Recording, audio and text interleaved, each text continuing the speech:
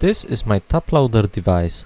It's a very simple HUD that uses FLCOS display and some 3D printed parts.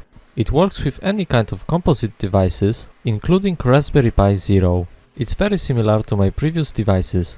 The image displayed is semi-transparent, which gives you the illusion of looking at holograms. It basically works like a very simple augmented reality device. You can make it yourself by printing all of the parts on a regular 3D printer. This time I'm using Bambulab A1 Mini. It took it about 20 minutes to print all of the parts. Everything is made out of regular yellow PLA. You will also need a semi-transparent piece of acrylic plastic. This one comes from the HUD displays for car. To close everything up, you will also need a couple of self-tapping screws. Those are 1.5 mm. The magnifier comes with the display, there is no need to buy it separately. And of course, you will need the FLCOS display. I will put the link in the description. First let's assemble the FLCOS holder. It's this part right here. It's a very simple frame and you basically just push the FLCOS display inside of it. With the FLCOS display in place, you can flip over the assembly and install the display frame.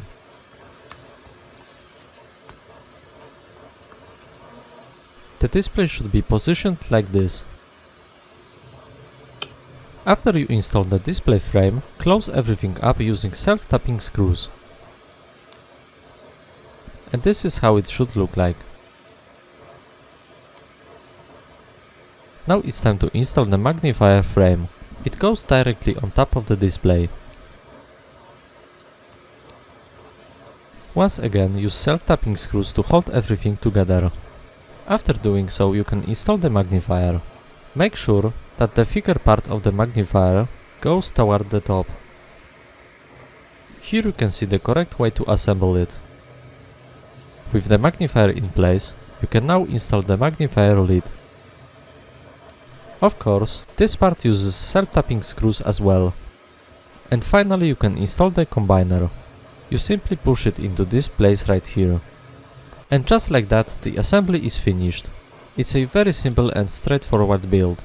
You should now be able to see the image on the combiner when you connect it to the video source. To test it out, I will use my Raspberry Pi Zero. You can see all of the connections right here.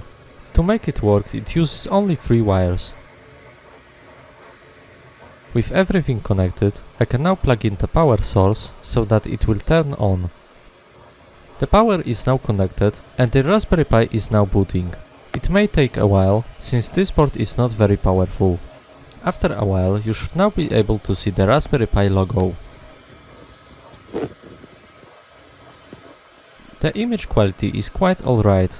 The display has pretty low resolution, but at this size, it doesn't really matter. And that's all for today. Thanks for watching everyone, and as always huge thanks to my patrons.